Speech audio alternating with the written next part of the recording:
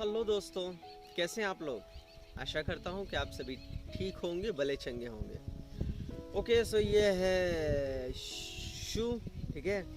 और ये शू को देख के डेफिनेटली आपको लगा ही होगा कि हमको ये शू के रिलेटेड ही कुछ ना कुछ सीखेंगे। हाँ, ये शू के रिलेटेड ही सीखने वाले हैं।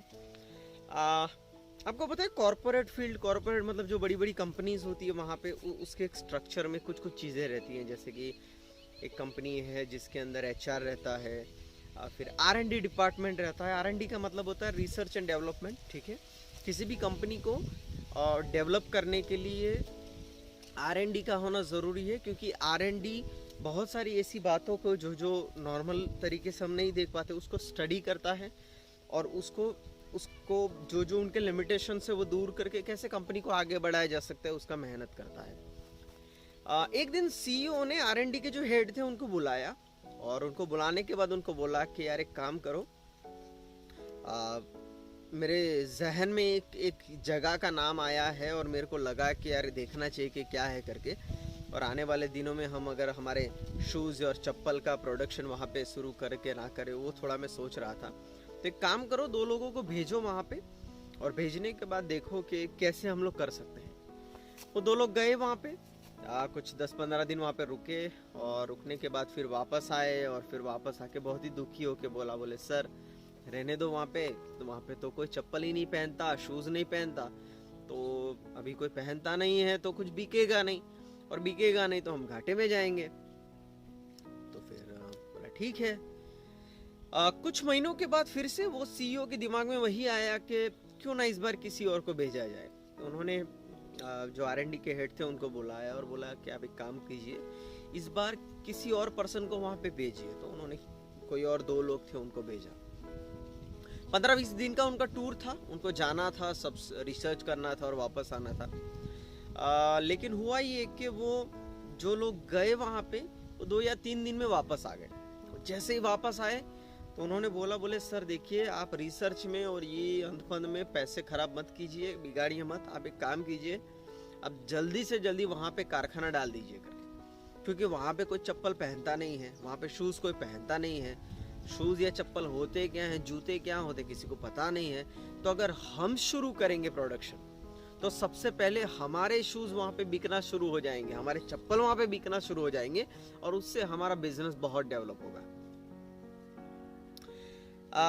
दोस्तों, 2 लोग वहां पे गए।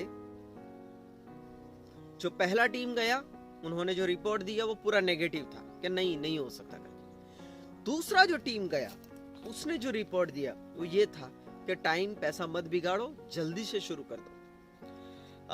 मैं ये क्वेश्चन आपसे पूछना चाहता हूँ कि या फिर हमको ये क्वेश्चन अपने आप से पूछना होगा कि हम किस क्राइटेरिया में आते हैं। हम इसमें आते हैं कि इसमें आते हैं? क्या प्रॉब्लम, स्ट्रगल या दिमाग में आने वाला विचार इम्पॉसिबल करके आता है, तब हम किसी चीज को नेगेटिवली ले लेते हैं कि नहीं भाई मैं नहीं कर सकता, मेरे से नहीं हो पाएगा, मैं नहीं कर पाऊंगा, ये सोच हमारे जहन में आ जाती है। या फिर जब ऐसा लगता है कि नहीं हो पाएगा, वहां पर भी हमें एक अजीब सी ताकत आती है कि जो बोलती है कि ना हमें कर पाऊंगा, या मैं ये हो सकता है, हम कर सकते हैं करके। ये दोनों अलग अलग सोच है, ठीक है, लेकिन ये दोनों अलग अलग सोच अलग अलग होने के बावजूद भी डिसाइड करती है कि हम हमारा जीवन कैसे जिएंगे। क्योंकि अगर ये सोच हमने रखी है, अगर हमने पॉजिटिवली सोचा है, नेगेटिव चीज़ों को भी अगर हमने पॉजिटिवली देखना सीखा है, तो हम अपनी लाइफ अच्छे से जी पाएंगे और अच्छे से डेवलप कर पाएंगे। हम उस लेवल तक पहुंचेंगे जहां तक शायद हमने सोचा भी ना हो। लेकिन अगर हम ये वाली पार्टी में रहेंगे, हम चीज़ों को नेगेटिवली देखना शुरू कर देंगे, ठीक है, हम हर एक चीज़ों में कुछ ना कुछ वो करना शुरू कर देंगे कि नहीं यार ये नहीं हो पाएगा, नहीं होगा, नहीं कर सकते, तो फिर वही हमारे जहन में से हमारे प्रैक्टिस में आएगा, और जब प्रैक्टिस में आएगा तो हमारा पूरा जीवन उसी पे डिपेंड हो जाएगा। सो मेरे दोस्तों, मैं आप सबों से रिक्वेस्ट करता हूँ कि जब आप लाइफ अपनी जीते हो, अगर आप जीवन में आगे बढ़ना चाहते हो, आप अपने आप को डेवलप करना चाहते हो, तो चीज़ों को पॉजिटिवली देखना सीखो। ठीक है, अगर हम पॉजिटिवली चीज़ों को नहीं देखेंगे, ठीक है, हम अपॉर्चुनिटीज़ को नहीं देखेंगे, अब अपॉर्चुनिटीज़ को नहीं ढूंढेंगे, ठीक है, क्या क्या हो सकता है वो नहीं देखेंगे, तो फिर नहीं हो सकता, वो पूरी दुनिया है हमें सिखाने के लिए। ठीक है, तो मेरी आप सबों से विनती है कि इस चीज़ पे हम ज़्यादा अपनी तवज्जो दें और जितना हो सके उतना पॉजिटिवली आगे बढ़ने की कोशिश करें। Thank you very much for watching my video. God bless you all.